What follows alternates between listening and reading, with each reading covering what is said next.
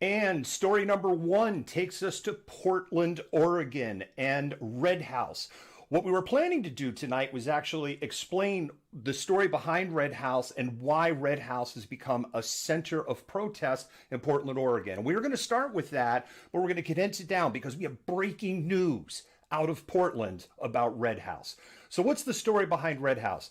There is a family there, Black family, Indigenous family. They have lived in that home in Portland since the 1950s. They were subject to a predatory lender on a refinance, which happens so much in the BIPOC community. A story that we are actually rolling out tomorrow about that. We'll get into that at the end of the show.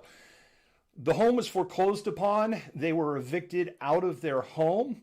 And this happened in September. The property was sold at auction for $260,000. Now, you might think all of this is well and good, and they had what's coming to them. The property next door to them is valued at $10 million. And this is a neighborhood that has been subject to gentrification and is subject to the BIPOC community being pushed out of this particular neighborhood. Red House has always been a center of learning and meeting place. And what has happened is 3 or 4 days ago, Portland police came in force to essentially kick everybody out of that home and to proceed with this foreclosure and eviction exercise. 12 protesters were arrested. There was essentially a melee between the Portland Police Bureau and protesters. A protester was apparently struck by a vehicle, and Portland police eventually left. Protesters essentially took over. I say took over because that's in the interest of brevity. Several blocks. They have fenced that area off, essentially built some barricades. They've been doing press conferences. They have created a streamer jail. And they want the house to go back to the family. And that's what the gist of it is. Now, Portland Mayor Ted Wheeler, who has now probably replaced Jenny Durkan as the least popular mayor in the United States. The only reason for that is because Jenny Durkan has said, yeah, I'm done. I don't want any more of this. Forget, screw you guys. I'm going home. That's what Jenny Durkan had to say. Ted Wheeler then has probably replaced her as the least popular mayor in the country. Ted Wheeler basically said, go kick their asses. We are not going to let an occupied zone happen here in Portland. And the right-wing press and the chuds immediately started. These are chuds. Cannibalistic humanoid underground dwellers. Started clutching their pearls because remember, they don't live in fear, and that's why they don't wear any stupid masks. But they do fear Antifa, Black Lives Matter, unregulated uteruses, 5Gs, vaccinations, Bill Gates, Hugo Chavez, mail-in ballots, maybe the Tooth Fairy. We don't know. Anyway, I digress. Chud. It's a cannibalistic humanoid underground dweller. There are going to be a lot of chud buttons tonight.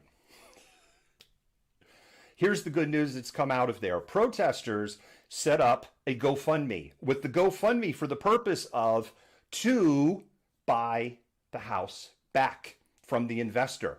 That GoFundMe is up to $198,000, despite the fact that Chud. Cannibalistic, humanoid, underground dwellers are trying to get that GoFundMe taken down. Obstinately, what the chuds are saying is that this GoFundMe is illegal because this is an illegal occupation and that's why the money should go away. So what's the punchline? What's the breaking news? Malcontent, get to it. The investor that is at the center of all of this, who bought this property in the first place at the rock bottom price of $260,000, and you better believe he was going to gentrify the crap out of that property, has announced tonight he would like to sell the property back. Now, I know some of you go, he should just give it back. He paid $260,000 for the property. If he's asking for a wash, because remember that the bank took that money. He doesn't have that money. Anyway, that's my view on it. And it looks like there's a finish line to this story here. So to the people that say protest doesn't work and action like this doesn't work and direct action doesn't work and you've accomplished nothing, it looks like they've accomplished something down in Portland tonight.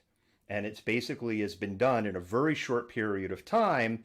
And If Ted Wheeler and the Portland police actually stand back for a couple of more days, I have a feeling this will end in a very peaceful resolution. Blah, blah, blah.